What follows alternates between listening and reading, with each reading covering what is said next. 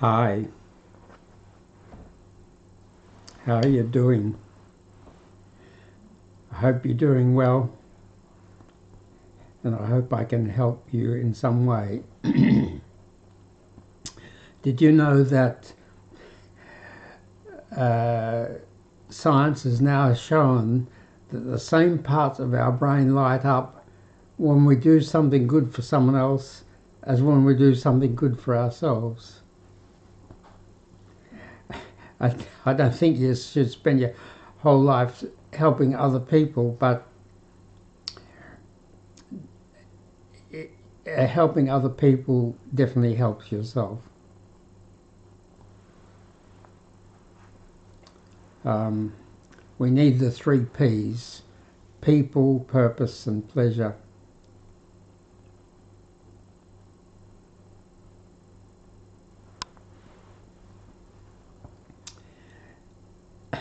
As a doctor in Perth, Western Australia, for 53 years, I at first did everything. Helped to bring 800 babies into the world, took out a lot of tonsils, quite a few appendixes, um, did vasectomies, and treated all sorts of medical conditions. A lot of them just uh, minor ear, nose, and throat infections that just required a prescription for penicillin or something like that. But some things more complicated. One of my grandfathers, my father's father, died of pneumonia in 1941 at the age of 66. About a year before we could get penicillin for him. And I was amazed at the progress when 20 years later, no, a bit more than 20 years later, in about 1964, I treated a man of approximately the same age as my grandfather, in his 60s, who had pneumonia. And I treated him in his bedroom.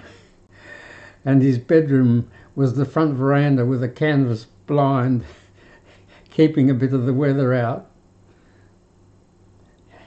And I used to go every day and give him a shot of penicillin. And in 5 or 6 days he was better. Didn't even go to hospital. Didn't even have a chest x-ray. Just tremendous advance in the tools that we had. And something that I believe quite strongly is you need to have both knowledge and information and medicines. A lot of people don't get better or take a long time to get better because they go to a psychologist who does the theoretical stuff, the talking, the counselling, the information and so on, but doesn't give them medicine. Or they go to a doctor and they write out a prescription for them for the medicine but don't give them the knowledge. If you've got mental health problems or addictions, you are usually best off having both. You need both information, understanding, knowledge of what the conditions are, what the problems are, what caused them, what's going to make them better. And you'll usually do better if you get the right medicines.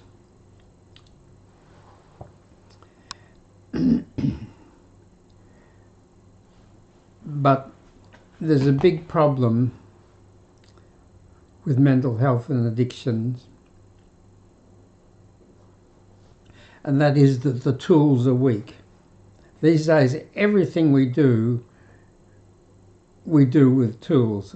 Well, that's exaggerating a bit, but we have tools for everything. If there isn't a good tool for something, someone makes a good tool for it. And it just makes it quicker and easier, and good tools. But in mental health and addiction, there are only two tools, and they've both got big weaknesses. And that's, in my experience, over that 53 years and in the research that I've done since I retired, I think that lack of good tools is a major reason why more and more people are suffering from mental health conditions and addictions and not getting the help that they need. The first tool in mental health and addiction is talk therapy, psychotherapy, counselling, information. And that's got two weaknesses.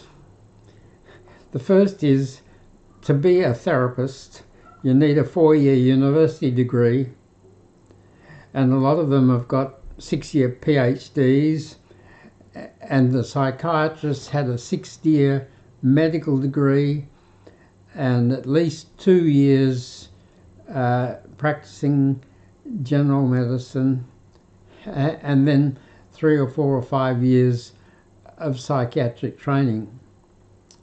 12 years altogether, usually.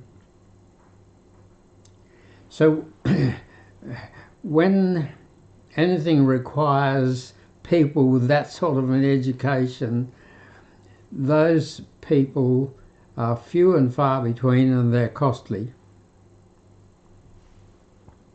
So talk therapy has the great weakness that the practitioners are highly qualified and few and far between and expensive, and there'll never be enough of them.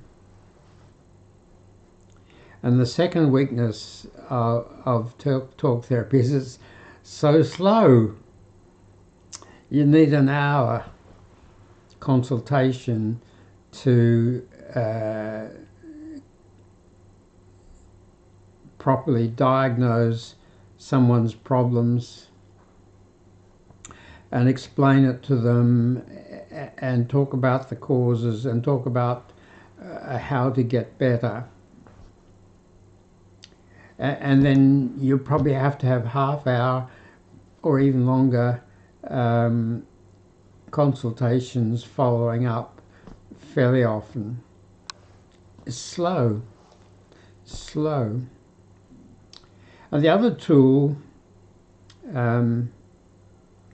with mental health and addiction is medicine. And medicine's got a terrible problem.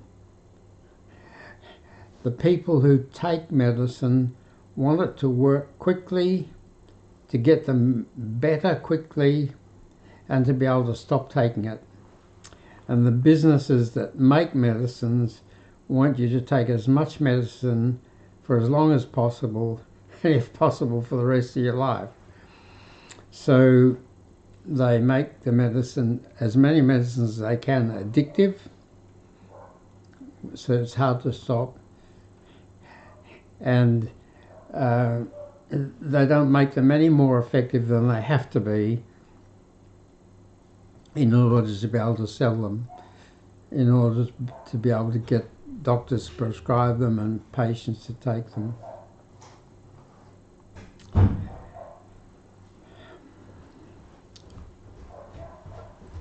And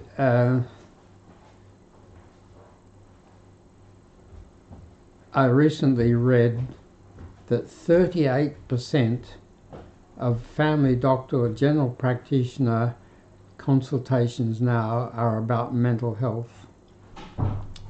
And they're not very well trained. Better trained than I was. When I was a medical student, the mental health training consisted of 8 one-hour lectures and a couple of visits to mental hospitals. Uh, not a very thorough education in mental health. I don't know exactly what they do now, but I'm sure they do better than that.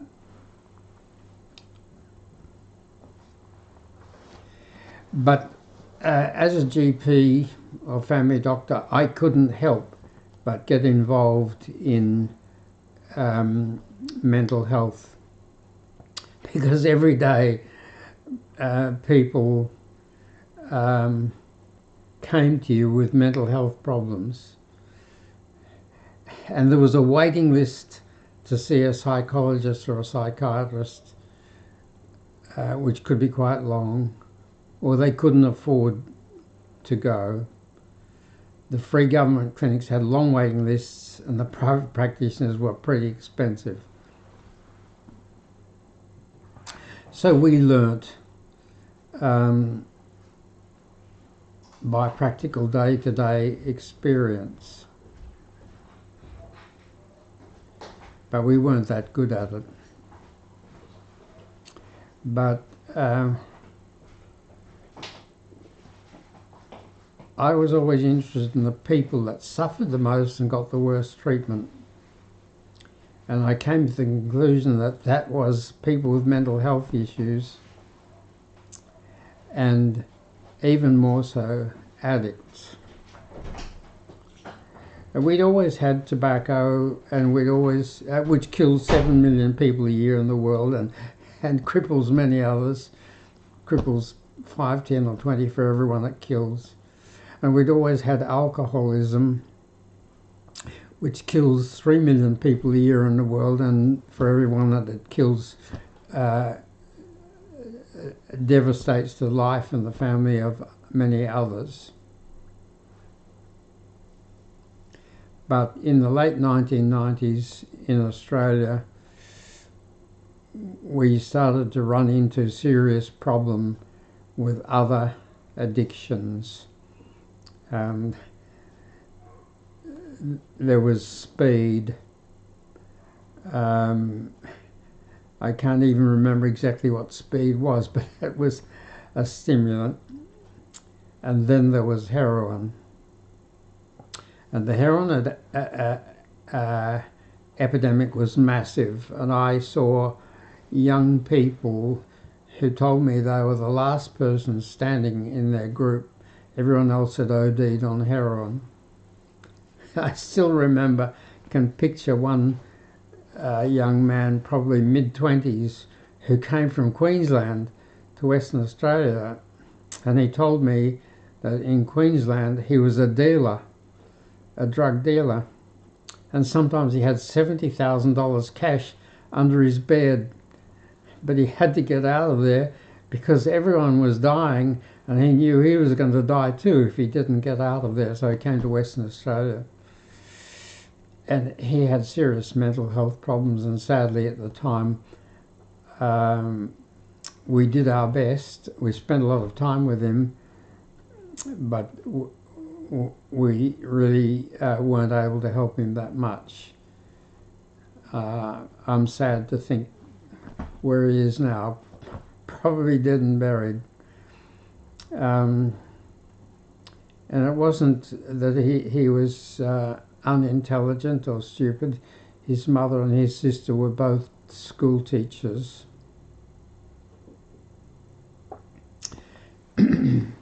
So I started to work in an addiction clinic 10 hours a week,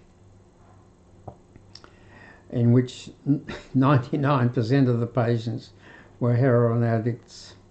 And I wanted to know what causes addiction, because it looked like a health issue to me, not a morality issue or a criminal issue, a health issue. And in health you always want to know what the cause is, because if you don't know what the cause is, it's much harder to fix things. And even if you think you've fixed them, if the cause is still there, they're probably going to relapse. So I went to all the addiction clinics in Perth and all the addiction clinics in Sydney, and I couldn't find a single addiction worker who could tell me what the cause of addiction was. Then one day, in the clinic where I was working 10 hours a week, I saw 15 heroin addicts, and 5 of them had ADD, ADHD. None treated and mostly undiagnosed. And then I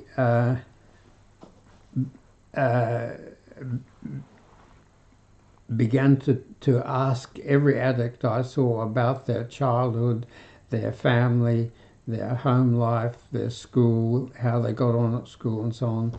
And I found that 19 out of 20 of them had had serious mental health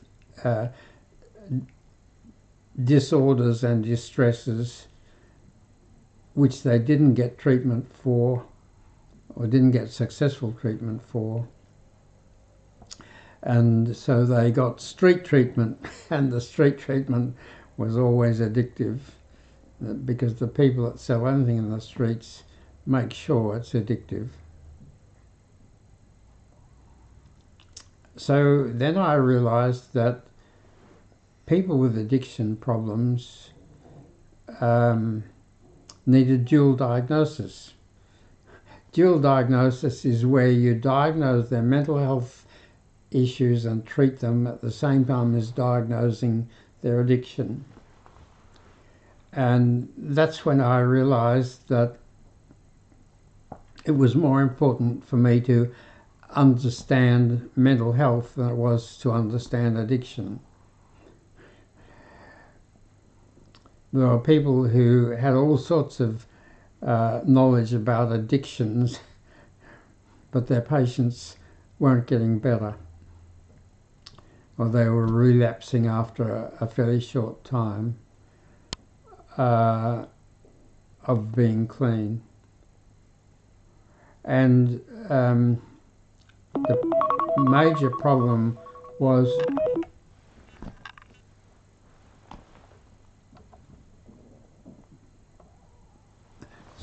sorry for the interruption. My phone alarm went off. I'm not quite sure why, but anyway, yeah, so mental health was the real issue. If you could fix that, you could prevent addictions, or you could successfully treat addictions. So I did dual diagnosis, and I couldn't find anyone else anywhere that was doing dual diagnosis. I'm very happy to say that now you can just go online and find lots of people doing dual diagnosis. But what happened here in Western Australia was in the 1970s, they separated mental health treatment from addiction treatment. And there were addiction clinics, and if you had a mental health problem, you could get an appointment at the end of a long waiting list to go to the mental health clinic. But if you were an addict, they refused to give you an appointment.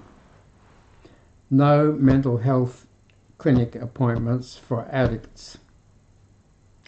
And if you got clean, if the detox clinic got you clean, they'd give you an appointment at a mental health clinic. But usually people had relapsed before the end of the waiting list, before they reached their appointment, and then they wouldn't be seen. And in the addiction clinics, they did nothing about mental health. I had to sit in at a big mental health clinic, health department, mental health clinic, to be allowed to prescribe methadone, which was the treatment then. And I saw people there with obvious mental health problems, and nothing was ever done about it, the mental health. None of our business. We're treating addiction, not mental health.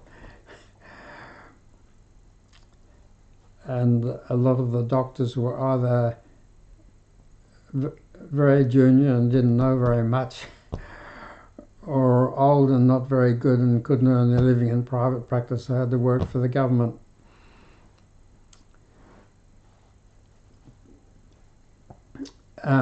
So I soon got swamped with all these people that were addicts who knew they needed mental health care, and the word spread.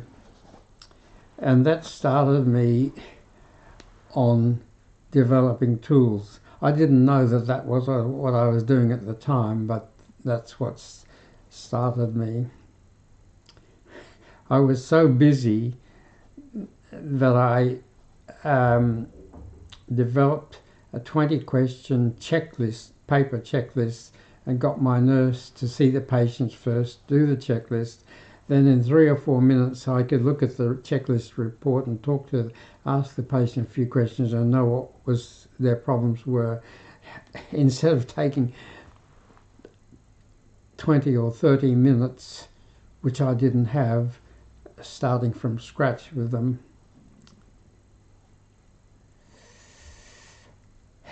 And the checklist was definitely a step forward for a couple of years.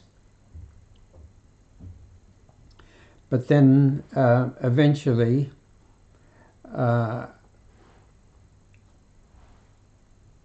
technology advanced, and it became obvious that an app on your phone was what was needed, something that people could do anytime, anywhere, as soon as they needed to, rather than having to come to see us and seeing my nurse and doing the checklist. So apps are expensive and they're a lot of work, and it took me a long while to get through those problems, but in the end we developed the Mental Fix-It app. And you can tap on your phone, App Store or Google Play icon or button and download the free Mental Fix-It app in 10 seconds.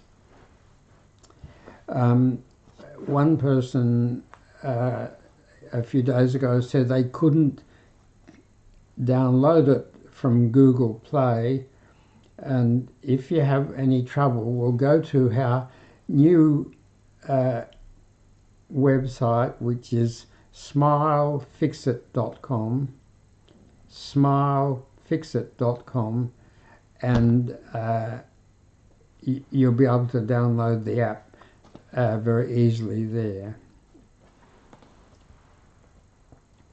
So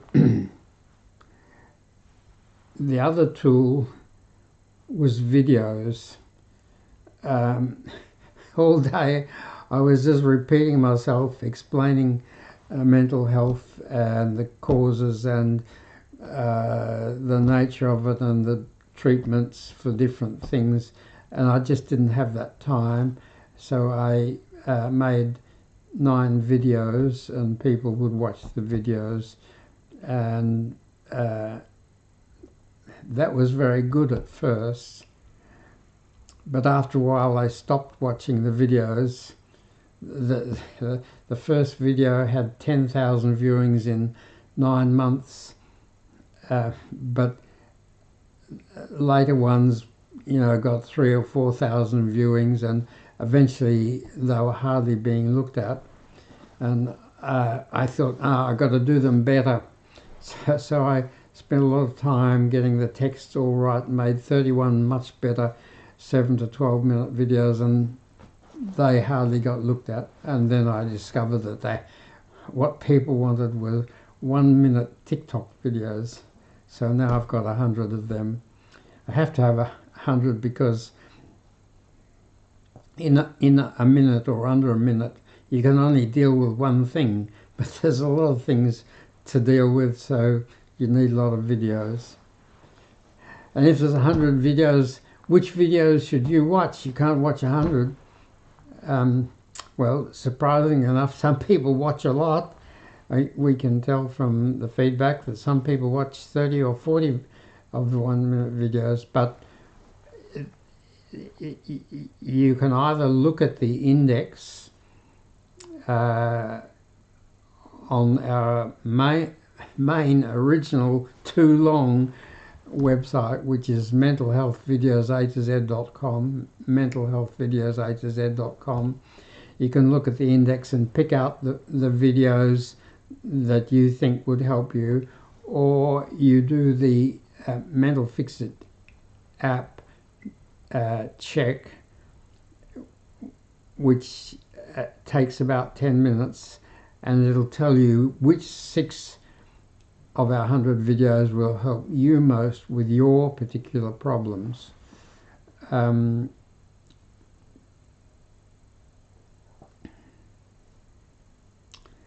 So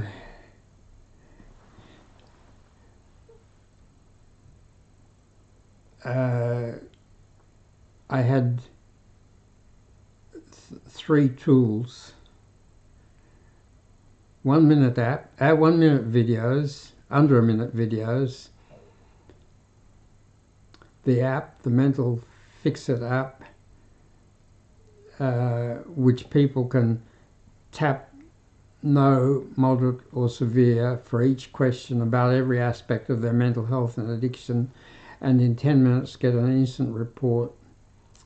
And the third tool was the mentalhealthvideos.com, which we've since only just recently added the smilefixit.com website, because people want everything short, and we're only just starting to get that organized, but it will be a less detailed essentials, and then the fourth tool, I'd never heard of live streaming 4 or 5 months ago, and my tech guy told me about live streaming, and when I looked at it I realized that that was very important, and that lots of people were watching the live streaming, and it did in some ways what the videos did, and in some ways it was better. So my fourth tool is 1.25 hours of live streaming on TikTok at 7 p.m. Perth time on Wednesday, Friday, Saturday and Sunday. 7 p.m. Perth time is 9 p.m. Sydney and Melbourne time, and 7 a.m. New York time, and 4 a.m. Los Angeles time. So I'm going to have to work out a time when I can do something that will be at a more reasonable time for people in the US and Canada.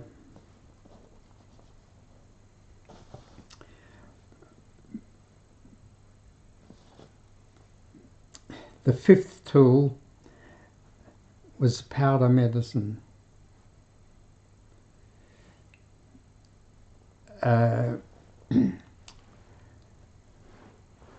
Tablets and capsules, when you swallow them, take half an hour to an hour to go right down your gut and start to get absorbed and start to work, and 1 to 2 hours to work strongly, and that's too slow.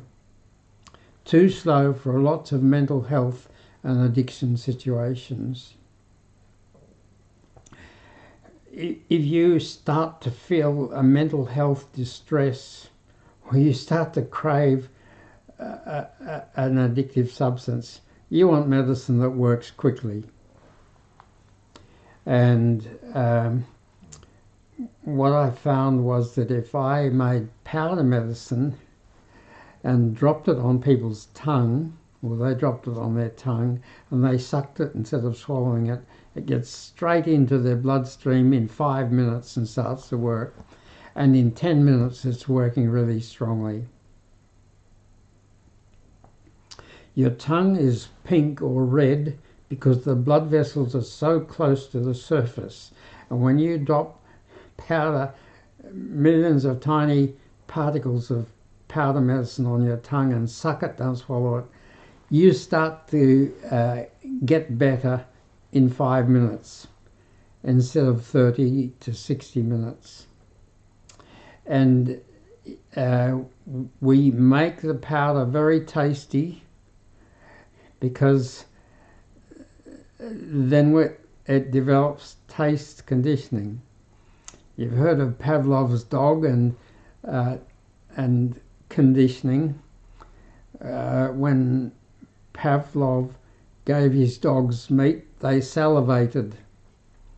And then after a while he found that when they heard him walking down the corridor towards them, and they knew that he was bringing meat, they'd start to salivate even before he got there. Well, it's a bit like that with very nice powder medicine. If when you take very nice powder medicine, you have a lovely taste, and 5 minutes later you start to feel better, your body puts those two things together. And soon, as soon as you get the taste, as soon as you drop it on your tongue and it reaches the taste buds at the back of your tongue, you get a placebo effect. So powder medicine, tasty powder medicine, starts working in 5 minutes, and within a week or two, maybe 3, it's working in seconds as soon as you taste the medicine. Anytime, anywhere that you taste the medicine. And that's a great benefit if you're trying to avoid social phobia or panic attacks or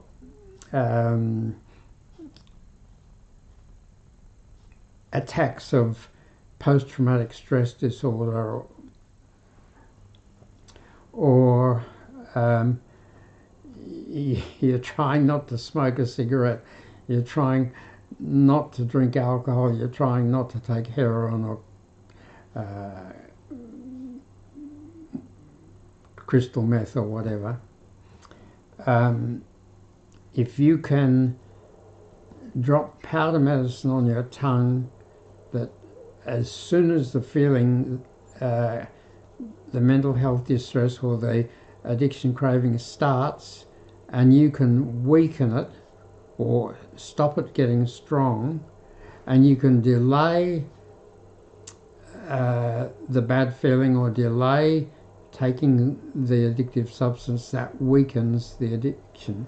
Because what the medicine does, how it works, is it weakens the underlying chemical flows which are what causes the mental disorder and mental distress, or what causes the addiction craving.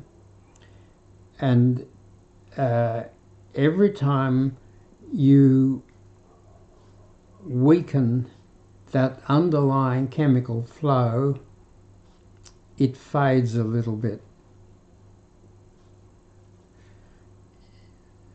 And if every time you get that feeling or that craving,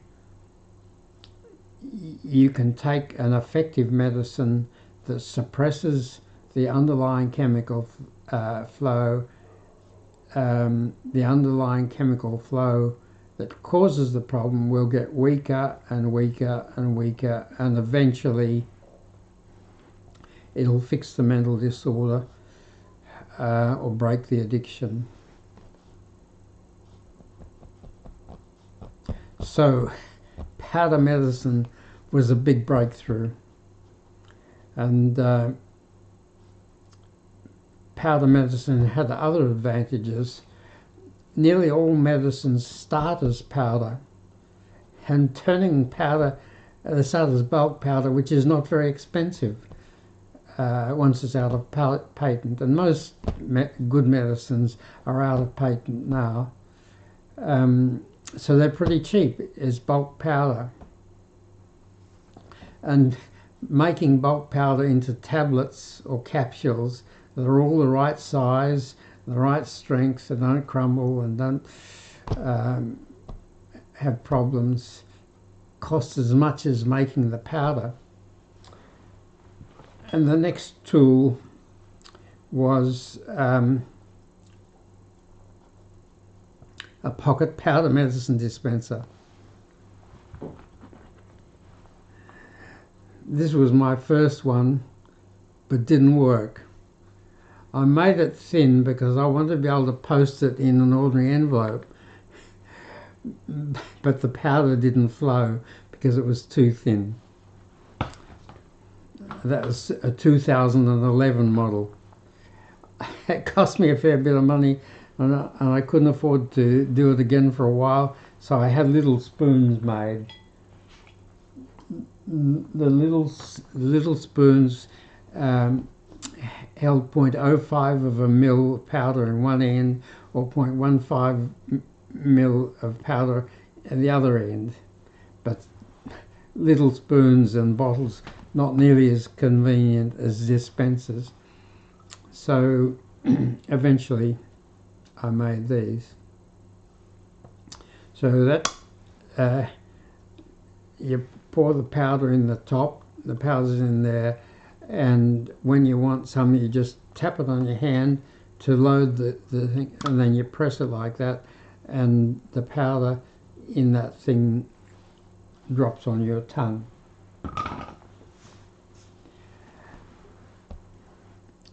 And that meant that people could carry the powder medicine that suited their particular problems in their pocket, and they could whip it out and take a dose whenever they needed, day or night, driving in a car, riding in the bus, in the lunch break, in the middle of whenever the problem started, they could drop the powder on their tongue, suck it, and within 5 minutes at first start to get relief, and then when the taste conditioning developed, get relief in seconds. Start to get relief in seconds, but get strong relief in 10 minutes. So we're up to 6 tools.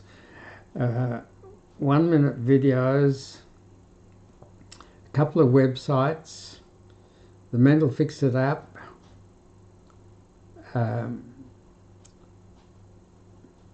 powder medicines, pocket powder dispensers, live streaming.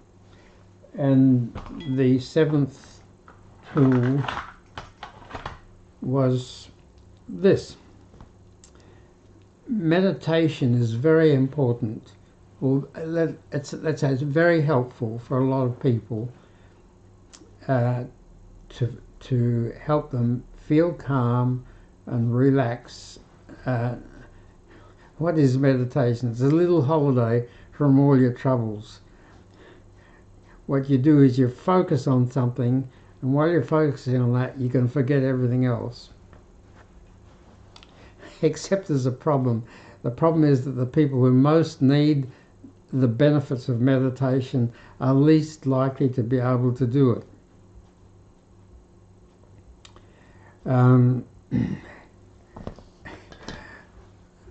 I paid money and did a course 30 years ago and failed. At that time, the experts either gave you a word and you just repeated the word, and focused on that and forgot everything else, or they told you focus on your breathing. And I misunderstood what they meant by focus on their breathing. I thought they meant observe it. Observe your chest going in and out, and the air flowing in and out, but actually it's focus on doing it, focus on breathing steadily. Anyway, a few years ago I got a cheap stethoscope, cut it short, and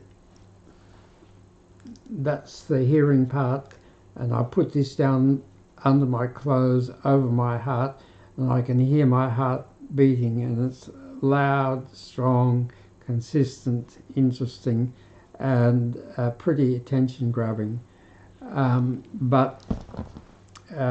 And you do that for a couple of months, and then you can meditate without it. If you want one of those, we can send you one for $25 and postage. There are a couple of other tools that I've got in mind. Haven't had time to do them yet because we're revising everything, trying to make everything better. Yesterday I redid 8 of my videos. Today I'm getting ready to do another 8. So then we will have revised about half of the 100 videos, and we're definitely getting them better. Definitely getting them clearer and understanding people and their problems better.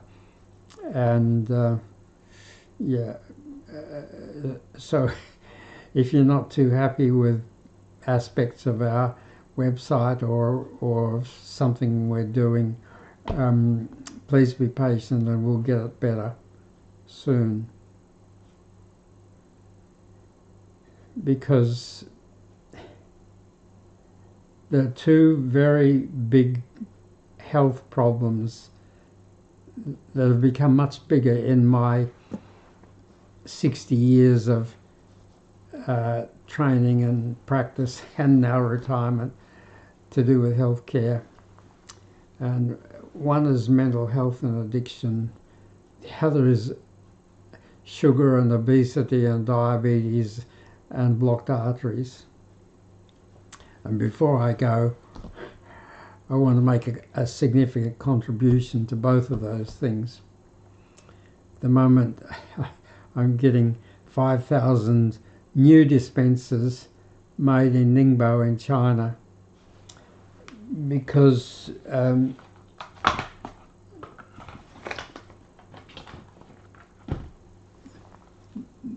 these dispensers all give doses of 0.2 of a mil of powder. So if you want to vary the strength, you can vary the number of doses, but we often have to get the pharmacies to make up different strengths to vary the dose. But the new dispensers will have a variable dose, so we only have to have one powder, and you can vary how much of that you take from 0.1 of a mil to 1.25 mils, and that'll make it even cheaper.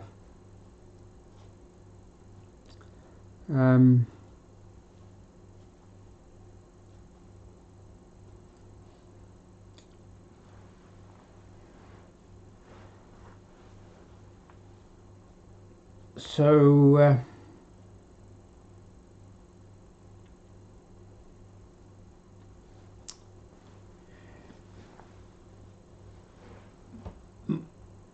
my work convinced me that the 4 most important things in life are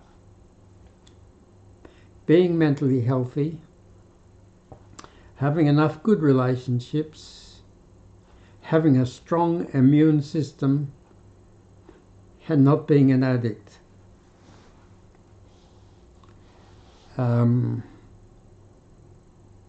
So what do I mean by immune system? We have got cells, white cells, and antibodies and chemicals in every part of our body, which are our immune system, that prevent and fight infections, allergies, inflammation, autoimmune diseases, and cancers. If your immune system is strong, you're healthy, and you stay healthy for a long time, and you keep your driver's license, and you can walk, and you stay out of a nursing home for longer. I'm 87 and I'm battling to do that. And sadly, my younger brother died about a year ago at the age of 84. He was a professor of education in Toronto University. And he had a lot of stress. He was too ambitious, one thing, but there were other problems. And I don't think it's a good idea to go and live at the other end of the world. You know, our ancestors lived in the same group in nature for the whole of their life, from their birth till their death, with the same people. And now the people next door were probably born hundreds or thousands of miles away. And I think that creates stress. And stress and trauma depress your immune system. Your immune system is controlled by your endorphins. Endorphins are over 20 chemicals that we produce mostly in our brain and glands that manage the immune system. And when our endorphins are high, our immune system is strong, and we don't get sick, and we're healthy and we're happy. And when we have a lot of stress or a lot of trauma and we're unhappy, our endorphins go down and our immune system is weaker, and we're more susceptible to infections, allergies, inflammation, autoimmune diseases, and cancers.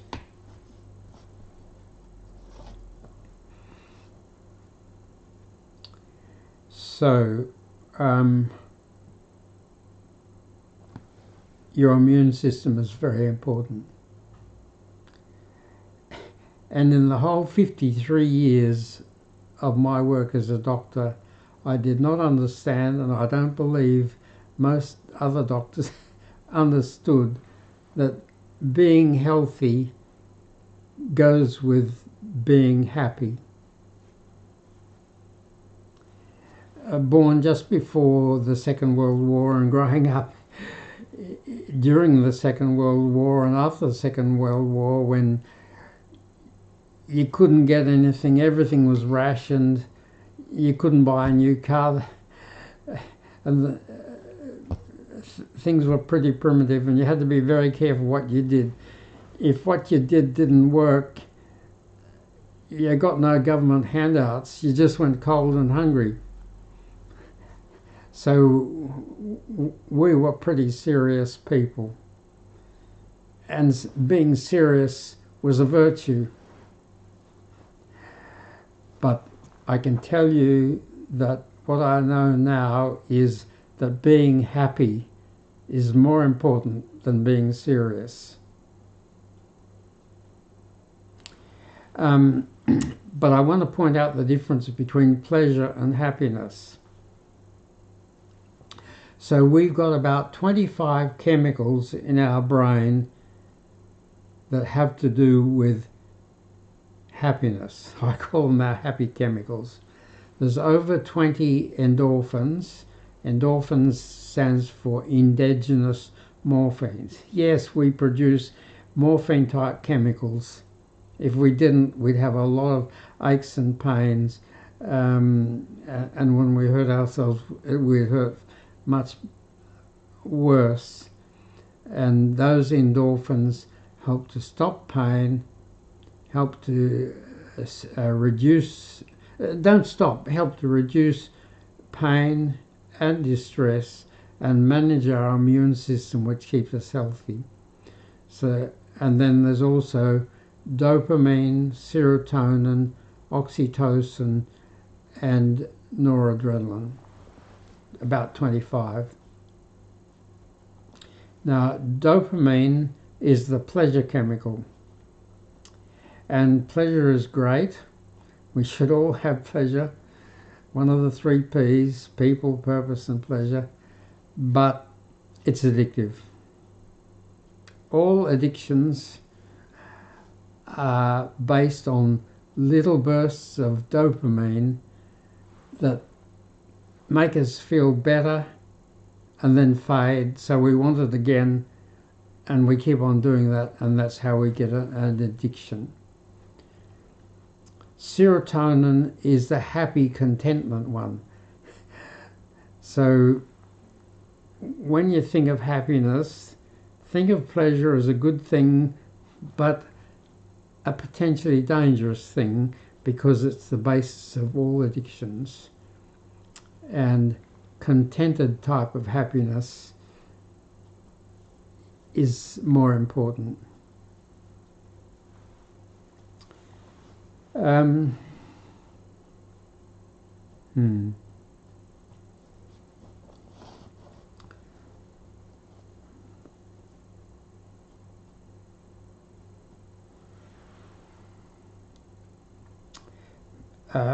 Perhaps we'll talk a bit more about the powder medicines, because tomorrow or the next day I've got to redo the videos on that. So the first video will be the great advantages of non-addictive, tasty, tongue-absorbed powder medicines in pocket powder dispensers. You don't want anything addictive. I never prescribe or recommend anything addictive. When I first started with heroin in 1997, I did what everybody else did, which was gave people methadone, which is about 5 times as addictive as heroin, and it's really, it's like having a great ball and chain tied to your leg. You're tied to the pharmacy. When you wake up in the morning, you don't think about going to work or having nice breakfast or doing some exercise. You think about getting to the pharmacy and getting your methadone. And they can't give it to you to take home because it's too dangerous. You have to go to the pharmacy and get it. People stay on it for years and years and years. And a lot of the people get off it by dying, because it doesn't stop them from using heroin. They can still use heroin. The heroin will still work if they choose to do that.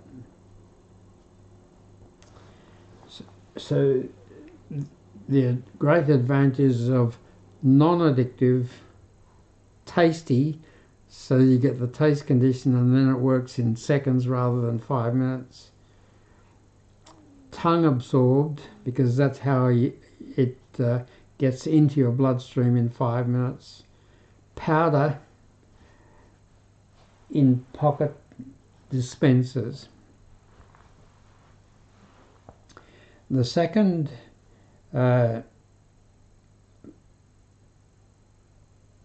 video in this group on medicines is about Calm Fast. Calm Fast, what I found is you can mix 2 or 3 medicines and they do several things at once, and that's a massive advantage for a lot of people. But anyway, how did I come to do Calm Fast? I had all these people, I I treated lots of people taking 30 to 50 Valium tablets a day. Originally, when I started in practice, it was barbiturates, and there were many different barbiturates, and they were all addictive. But in 1960, they started to give us wonderful new medicines.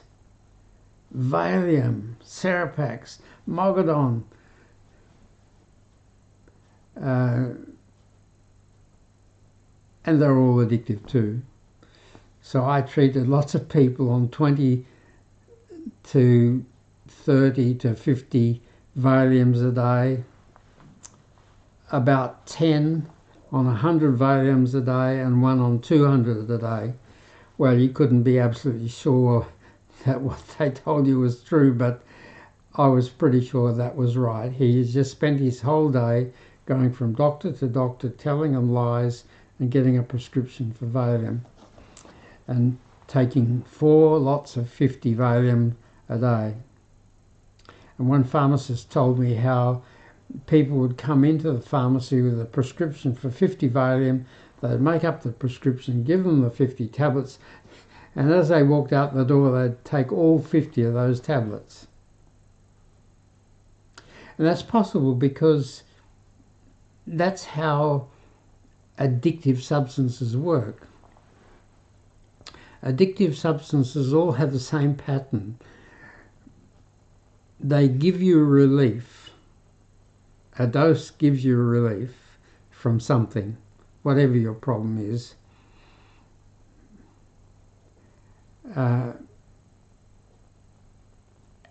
And that relief only lasts for a limited time, and your body develops a little resistance to that chemical.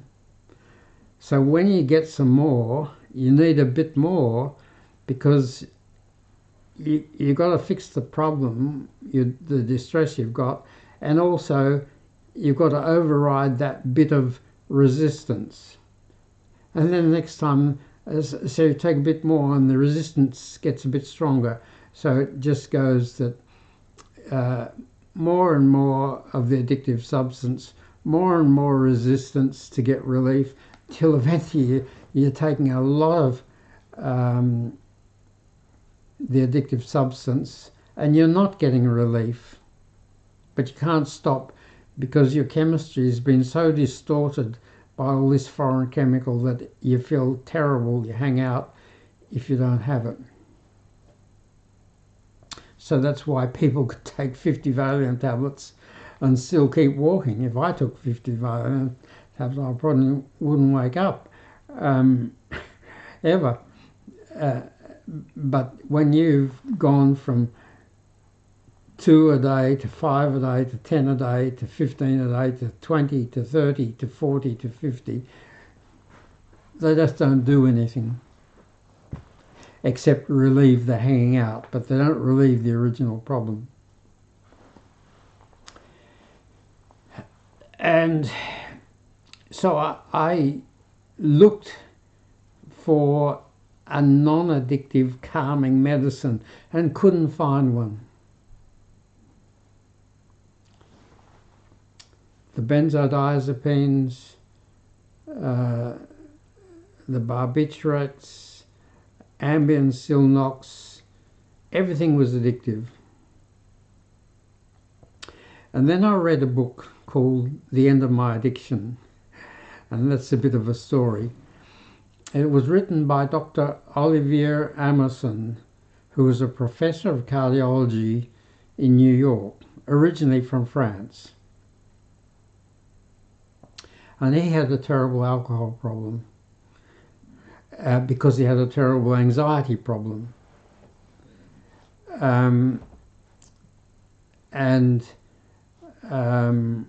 He started to drink alcohol for his anxiety as a teenager, and of course it got worse and worse and worse.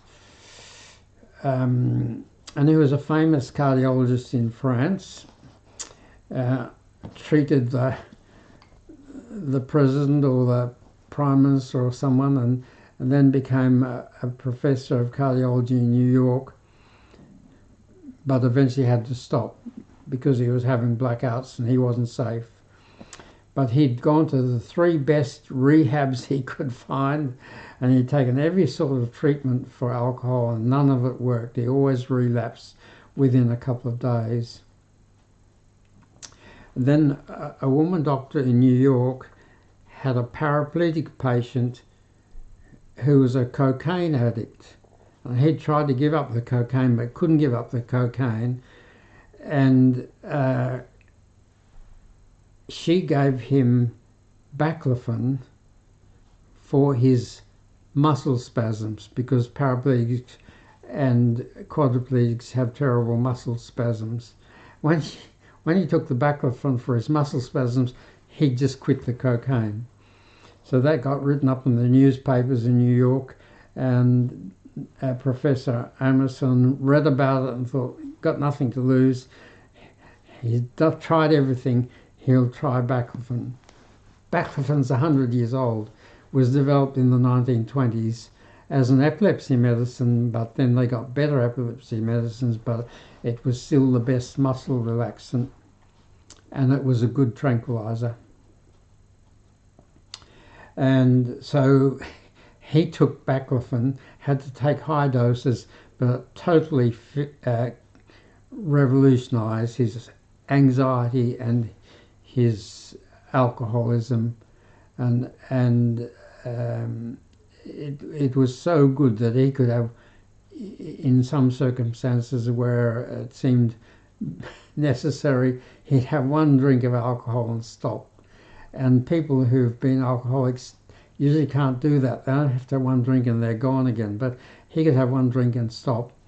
And it was so good that he wanted to tell other people about it. And so he wrote his book, The End of My Addiction. And I somehow got that book and read it. And then I started to give baclofen to all my heroin patients and other patients with anxiety and downer addictions. The downer addictions are alcohol, benzodiazepines, marijuana, heroin, and addictive painkillers. And it was great. It worked very well for most of them. But 2 of them took too much, because if you look up the literature, you'll find that baclofen is not completely non-addictive. Some people do get addicted to it. I had a lady, an Asian lady, who was in deep trouble. She was a serious heroin addict. She had a couple of children, and her husband had just died from a heroin overdose. And baclofen worked wonders for her. But unfortunately, it wasn't very long before she was on 9 tablets a day, which I wasn't happy about.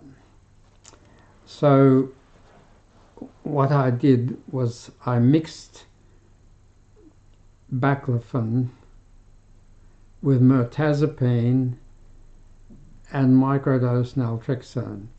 Mirtazapine is a wonderfully calming antidepressant. It's primarily an antidepressant, but it's a great calmer, great for sleep, great for anxiety. And microdose naltrexone boosts your endorphins, which have a calming effect. And it also has a blocking effect for alcohol, heroin, and addictive painkillers. So a combination of 3 milligrams of baclofen to 2 milligrams of mirtazapine and 3/4 of a milligram of naltrexone was a wonderful calming thing. People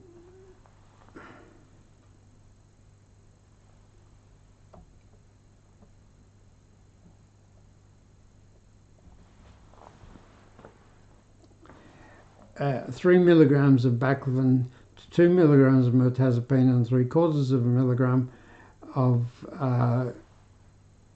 naltrexone was a wonderful calming medicine, and that stopped the high doses of baclofen on its own. Wasn't a problem when it was part of a team of 3 medicines. I call that Calm Fast. And we made Calm Fast 3 and Calm Fast 6 and Calm Fast 12 because some people needed stronger strengths. So people with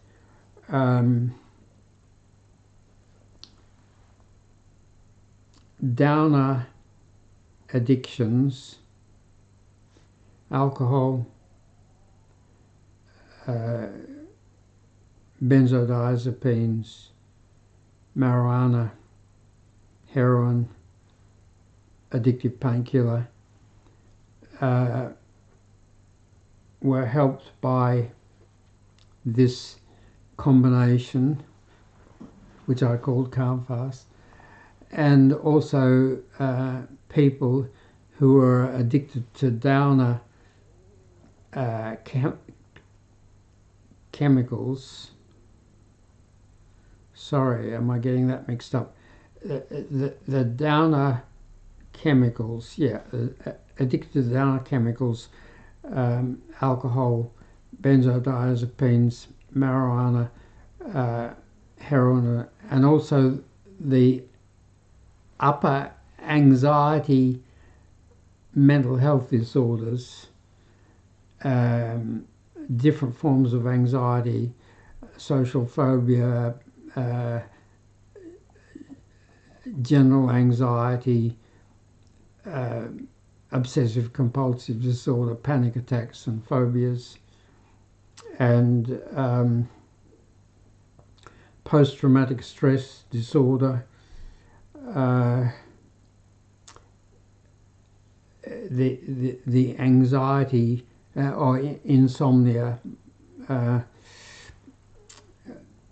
Calm Fast helped them, but sometimes single medicines were better than the combination, and they included what we call major tranquilizers, which are mostly used for schizophrenia but can be used for severe anxiety.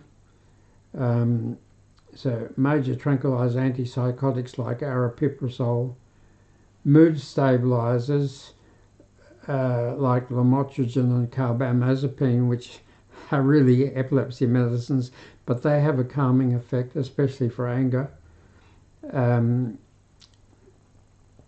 Low-dose naltrexone, which boosts the feel-good morphine-like endorphins chemistry by 250 to 300%, and the slightly addictive calming muscle relaxant baclofen. So sometimes medicines on their own were better, but usually the Calm Fast combination was the best. And how do you know which is best? Well, get your phone, tap the App Store or Google Play icon, download the Mental Fix It app, do the 10-minute check, which asks you questions about every aspect of your mental health and your addiction, any addiction you might have, and you just tap for each question, no, moderate or severe, and you can do that with 38 questions in 10 minutes. And soon, anything you answer, no, because we recommend you do the same thing every day, and you get clearer and clearer and clearer. And anything you tap no twice, it only asks that question every 4th time. So soon you're not being asked nearly as many questions, and you can do it in 7 minutes and then 5 minutes. And as soon as you tap your answer to the last question, you get an instant report comes up on the screen, and that tells you 4 things, but the one thing of immediate importance is it tells you which 6 one-minute videos to watch. So in 25 minutes from scratch, download the app in 10 seconds, do the app check in 10 minutes, watch the 6 1-minute videos once or twice in 10 minutes, in 25 minutes, you're miles in front. You understand the whole situation much better. But of course, the next day you do it again and you understand it a bit better. Every day you ask yourself, do I want to be less anxious? Do I want to be able to focus and concentrate more? Do I want to be less depressed? Would my childhood have been happier if my parents had been different? So every time you ask a question and you think about it, and what is my answer? Is my answer no, mild or moderate or severe? You get clearer about it.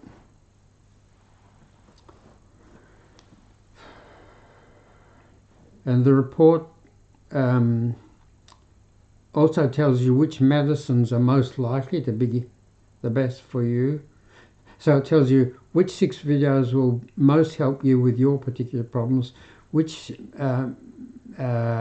medicines are most likely to be helpful for you, which you can discuss with your doctor, which what all of your problems are that you've tapped moderate or severe. You've got a complete list. And a lot of people don't want to know that. They think that's morbid, it's being introspective, but you need to know everything. If you're going to get complete better, you have to know everything that's wrong. And then you just deal with them one at a time until you've dealt with them all and you're much, much better off. And the fourth thing is everything that you've tapped has got a score. So schizophrenia is very serious, so its score might be 15. Panic attacks is pretty severe, so its score is 12.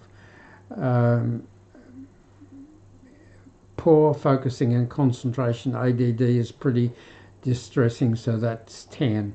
So everything's got a score, and the app just adds all your scores for that day together and give you a total score. And every day when you do it, you get a new total score. And if the treatment you're having is working, things are getting better. Some of your severe things are a bit more moderate. Some of your moderate things are a bit milder. And your graph, your total score graph, should be going down because it presents all your total scores so far in graph form. So you just look at your instant report and you immediately know your treatment is working or it's not working. And then you can take the appropriate action. And that alone is enough to speed up your recovery.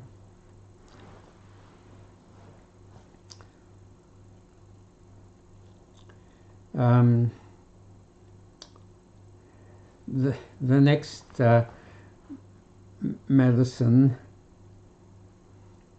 I called low day fix and low night fix, but I'm thinking of calling them low AM fix and low PM fix. But if you're bad in the mornings, you as soon as you wake up, you take low AM fix. What is low AM fix? It's an antidepressant, a stimulating antidepressant called fluoxetine, and some modafinil, which is a non-addictive moderate stimulant. And why do you have those two things? Because antidepressants can take up to 2 or 3 weeks to start to work. And that's pretty discouraging when you're pretty desperate. And a few people take a shortcut and go down the street and get some crystal meth or something else instead. But the modafinil starts to work if it's powder on your tongue in 5 minutes. So you you get an immediate stimulation, which is part of what depression requires, and you feel that it just gives you hope, and you don't go down the street and get crystal meth. And usually after a week, but sometimes longer, the antidepressant kicks in and you get better. And if you're not too bad in the morning, but you're pretty bad in the afternoon or the evening, then you take the low night fix or the low PM fix, and that's a combination of escitalopram, which is an antidepressant, and microdose naltrexone, which boosts your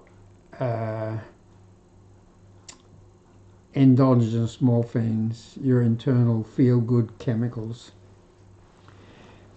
Because escitalopram, like other antidepressants, often starts to work in a week, may not start to work for 2 weeks or 3 weeks, and that's pretty depressing if you're already depressed. But the microdose or low-dose naltrexone boosts your feel-good endorphins overnight, right from the beginning.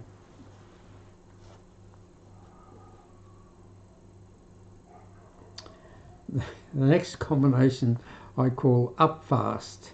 We had calm fast, now this is up fast. What is up fast?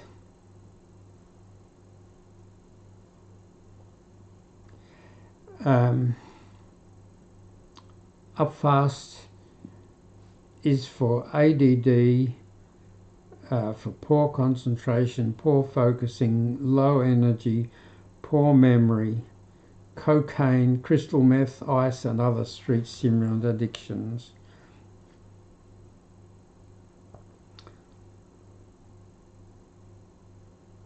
It's a combination of modafinil, the non-addictive moderate stimulant, 60 milligrams, and a microdose of the feel-good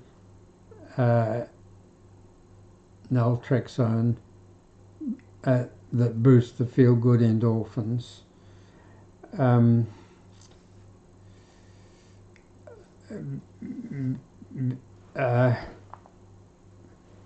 All three of the usual medicines for ADD, ADHD are addictive. That's dexamphetamine, Ritalin and Adderall. Oh, we'll solve that problem. We won't let those unruly local GPs prescribe this. You can only get these dangerous medicines from a specialist, from a pediatrician or a psychiatrist, and we'll safeguard the situation that way. Except that's fine for the people who live in the better part of town, got a fair bit of money, got good connections, know where to find a pediatrician, know where to find a psychiatrist and get their medicine prescribed. Bit of a waiting list, but manageable. But a lot of the people with those problems are not from the good end of town. They don't have any spare money. They can't afford private specialists. They have to go to a government clinic. The government clinic's got a waiting list a mile long. In my city, not even the Children's Hospital had an ADD clinic. Not even the Children's Hospital. So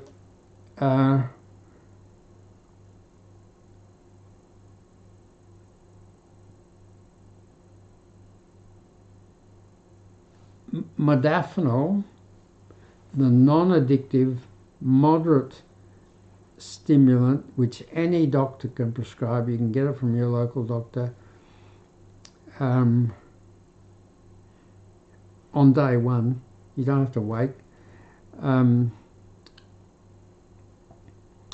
But it's only about half as strong as the dexamphetamine, Ritalin and Adderall, but it has a great advantage.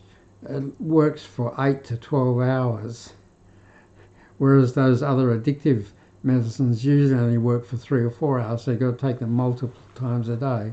You can get sustained release forms, but a lot of people find those sustained release forms of the addictive medicines don't work. But with modafinil, you take it at 8 o'clock in the morning and you're right till after school, perhaps into the evening. Or you can take a half dose after school, but you don't have to take it 3 or 4 times a day, and you don't go up and down. But so often these people also benefit from having their endorphins boosted by low-dose naltrexone. Or I always gave microdose naltrexone because they'd take multiple doses to get the right amount.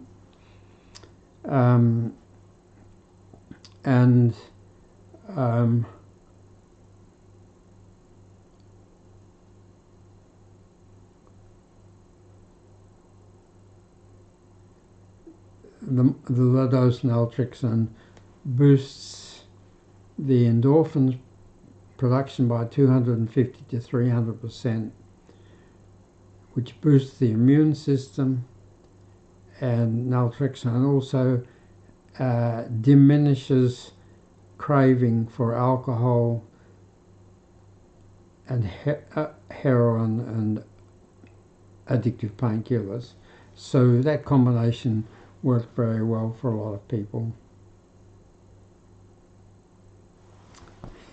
And then there's Angafix. It's funny, there are a couple of pretty important mental health problems that didn't seem to have a name, so I gave them a name. According to the Psych Bible, the DSM-5, there are 500 different mental health problems, but I found there was really only about 6 or 8. If you understood and could fix that 6 or 8, you could fix almost everyone. And so we have been having an epidemic of domestic violence in Australia. On average, one woman is killed every 4 days by her partner or ex-partner. And for everyone that's killed, there's a lot are seriously injured, a lot are made homeless, a lot have got to live in refuges, and there's not enough refuges.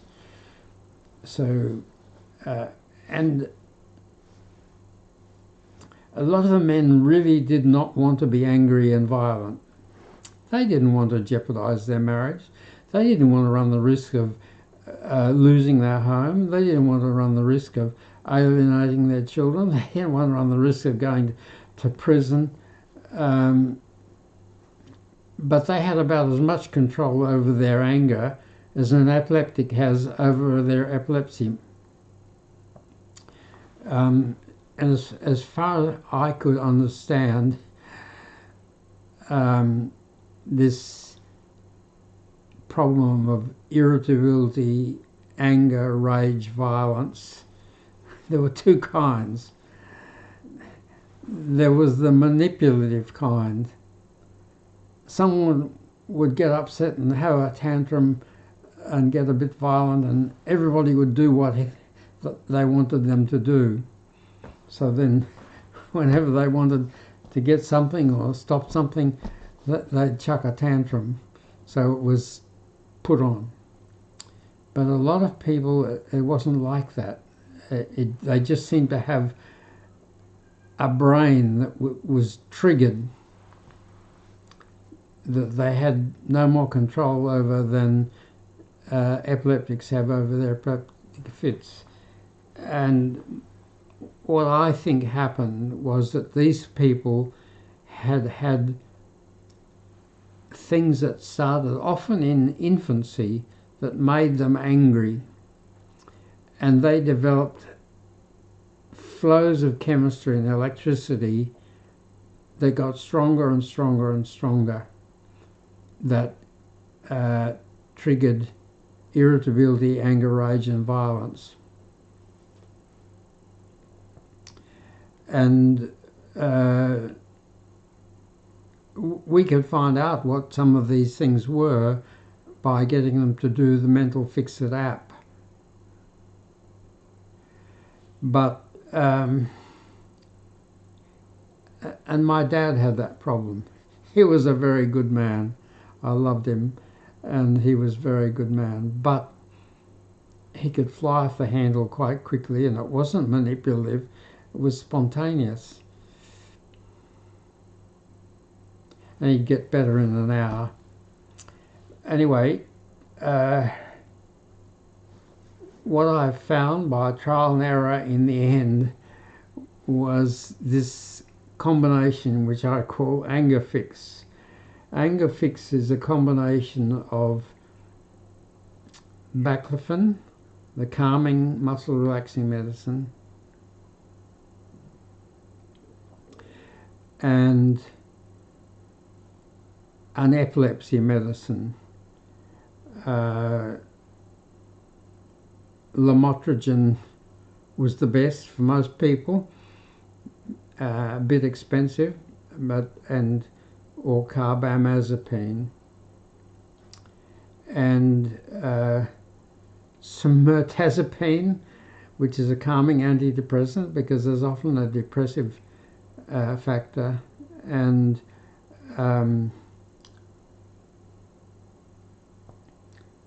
microdose naltrexone.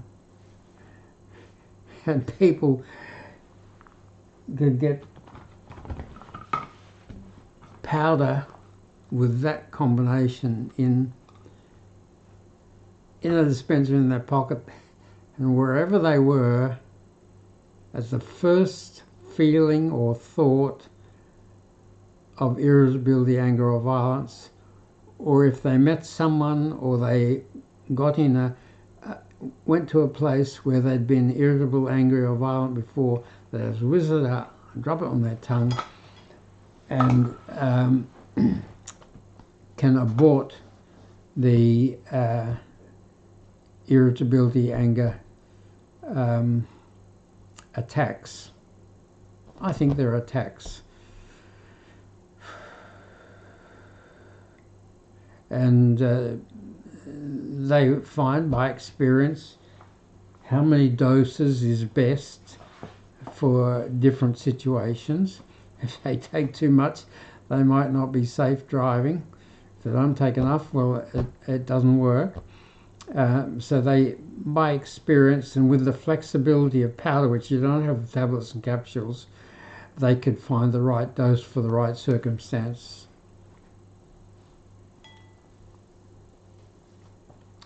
And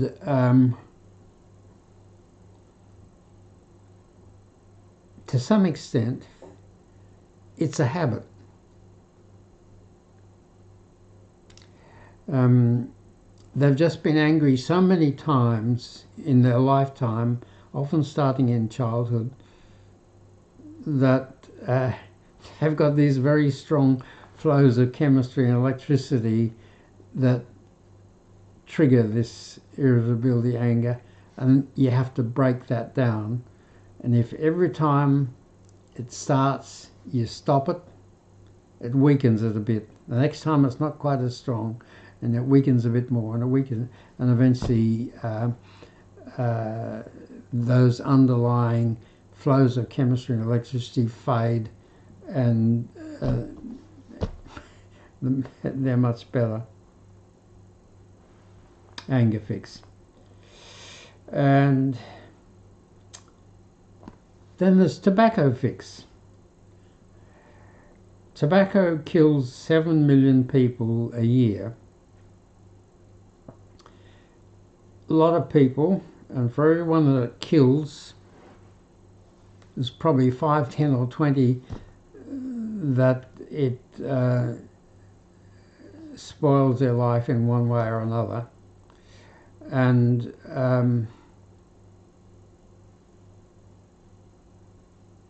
it's highly addictive. It's very hard to stop smoking tobacco. And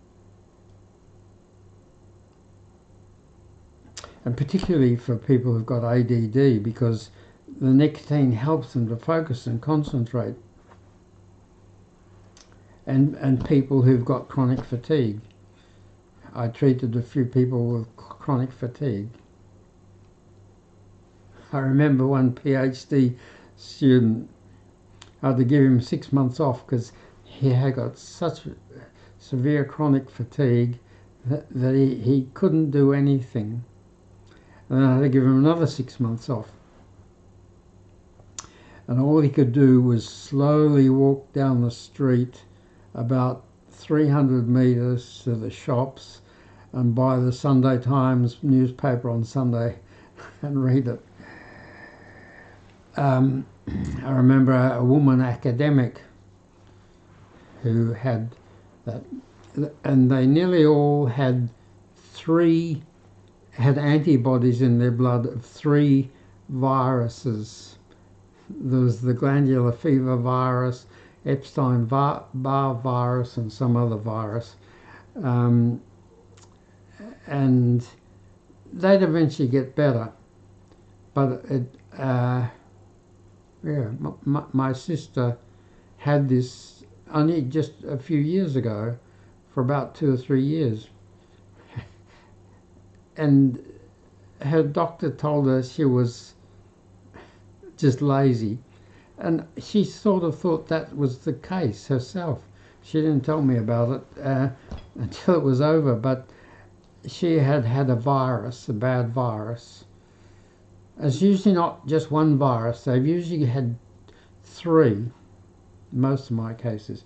One case was a man who'd been sprayed with Agent Orange in the Vietnam War.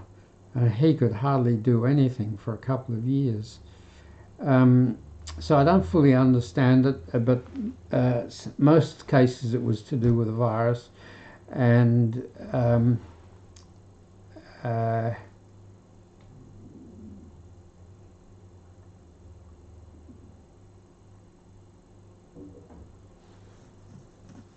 tobacco is a very addictive substance. So Tobacco Fix is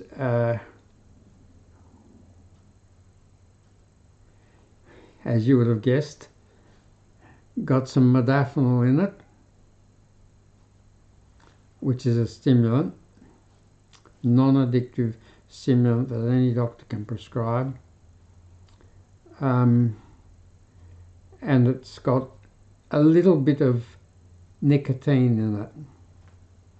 The nicotine tablets that you can buy have usually got 4 milligrams of nicotine in, but my Tobacco Fix doses only had 0.5 milligram of nicotine in, because that helped people to stop smoking a bit earlier.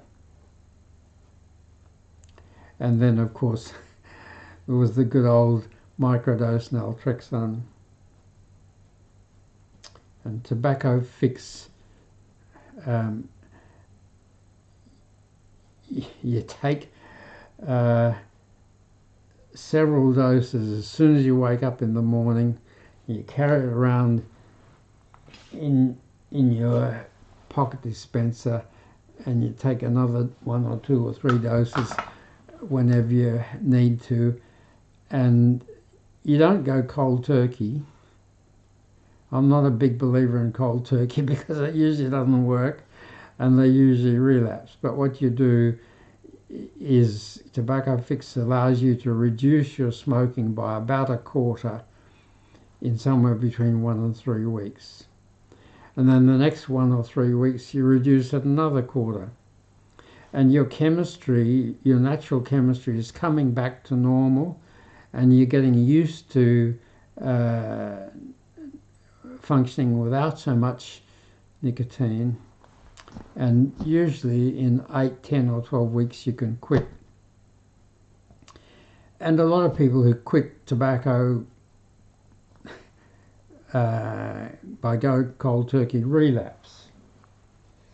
But you just carry your tobacco fix in your pocket, and whenever you feel like relapsing, it might give you a cigarette, something happens that makes you want to smoke, you just whip it out and drop some powder on your tongue and you're right.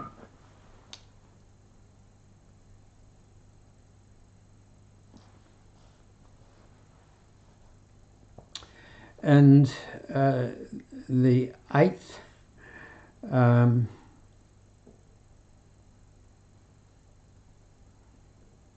video in this series is tasty and nasty powders help you make and break habits.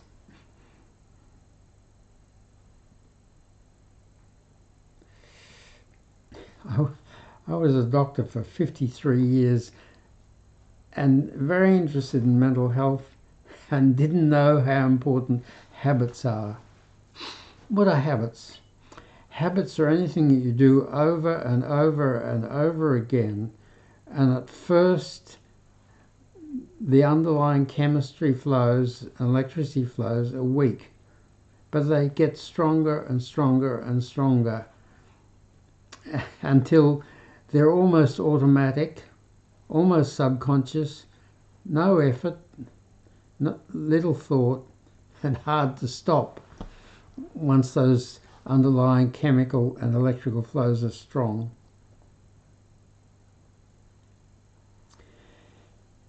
And how do you break a habit?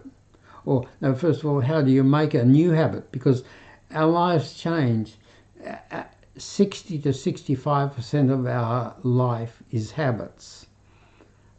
I had a bit of an argument with my oldest son a few days ago. He reckons 95% of your life is habits. But the literature says 60 to 65%. And a third of it, 33 and a third percent, is 8 hours sleep every 24 hours. And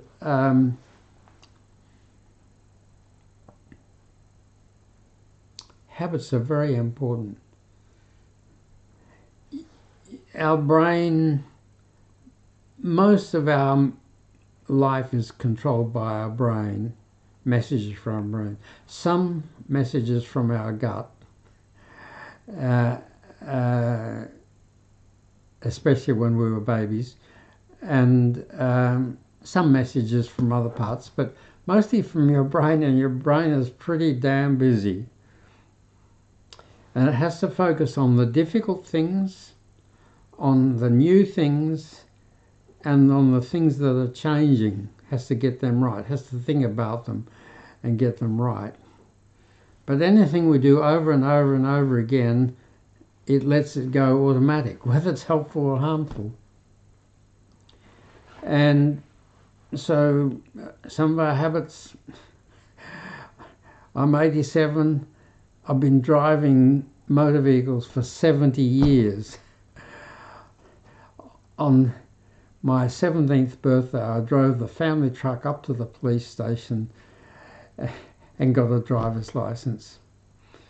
And I'm hoping I'll be able to keep driving for a few years yet. So that's a good habit. But there are some habits that we have to, that helped us at some point, that we have to stop because they no longer help us and they may do damage. For instance, alcohol saves some people's lives. If they hadn't got drunk, they would have suicided. Heroin saved some people's lives. If they hadn't had a shot of heroin, they would have suicided. But they got to stop the alcohol and they got to stop the heroin sooner or later. And I saw a woman today who I think would be about 60 kilos. The last time I saw her was 8 years ago in Korea at a family wedding, and I think she was over 100 kilos then. And I don't know, I didn't it wasn't a suitable occasion to ask her how she managed to lose the weight, but she was totally different. So there are some habits that we need to change.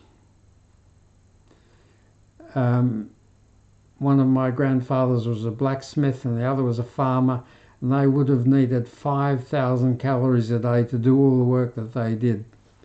My blacksmith grandfather started work at 6:30 every morning, 6 days a week. A lot of physical activity. Now we sit at a desk. We don't even walk. People used to walk a lot and carry a lot of stuff. Now we drive, or we catch a bus or a train, and stuff gets delivered. We don't carry everything. So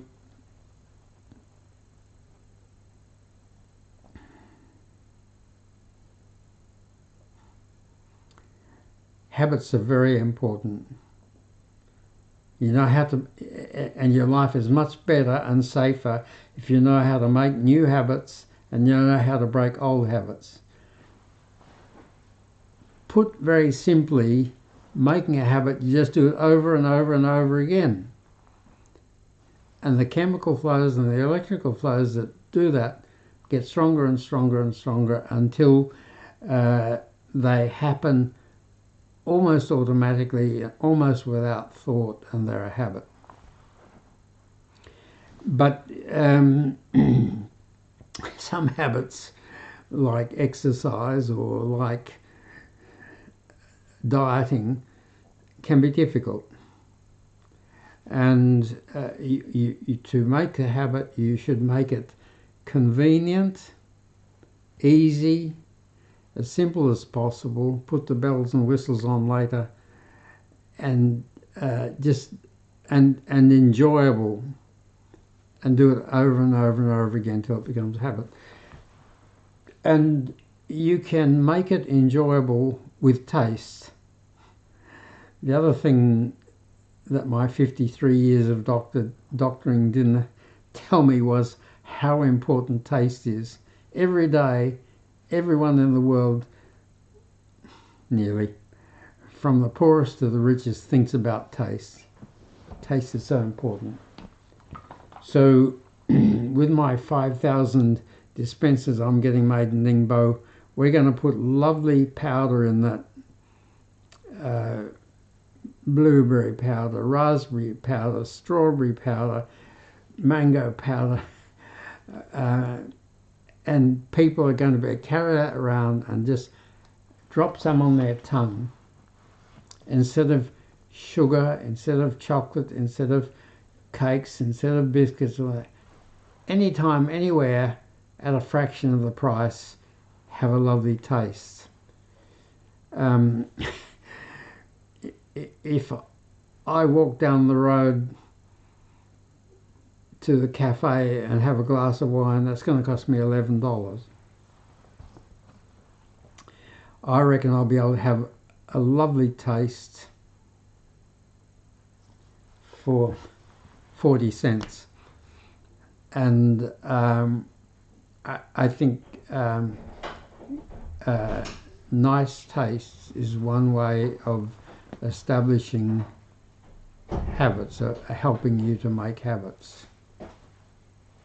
Sorry, I missed the most important thing. The most important thing is the first thing you do if you want to make a habit or break a habit is think about how your life will be better, and get very clear and think about it and talk about it and talk to other people about how making that habit or breaking that habit are going to make your life better.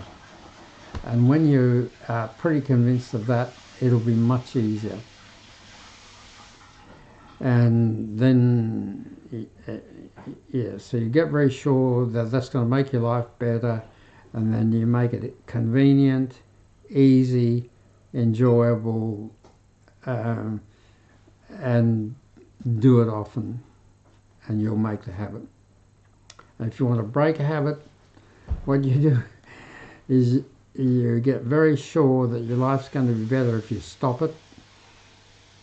You think about it, you talk about it, you get clear about how your life's going to be better if you stop it.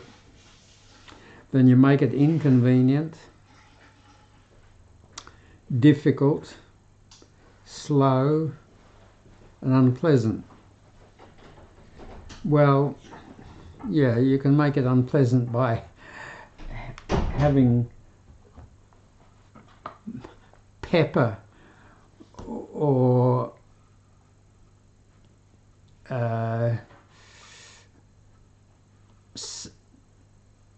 onion grind or something that makes your eyes water and your tongue burn, and every time you think about doing this habit you want to break, you put that nasty taste on your tongue. But a better way of doing it instead of that is to have a very nice taste, and every time you think of doing this habit you postpone it by putting some lovely powder on your tongue, and you focus on the powder on your tongue and you don't think about the habit, you don't think about doing it, and you put it off. And every time you delay a habit, delay a chemical flow, delay an electrical flow, you weaken it a bit. And next time you can weaken it, you can delay it a bit longer, and then a bit longer, and then a bit longer. And by focusing on concentrating on this lovely taste instead of doing the habit. Yeah. So that's making and breaking habits.